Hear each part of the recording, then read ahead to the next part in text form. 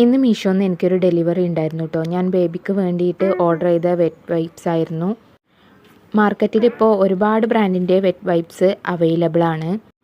അതിൽ നിന്നും best and affordable പ്രൈസിന് കിട്ടണതൊന്ന് ചൂസ് ചെയ്യുക എന്നുള്ളതൊരു ടാസ്ക് പിടിച്ച പണി തന്നെയാണ്. അപ്പോൾ ഞാൻ ഇത് വാങ്ങിയിട്ടുള്ളത് നോവലിൻ്റെ പ്രീമിയം ബേബി വെറ്റ് ടിഷ്യൂസാണ്.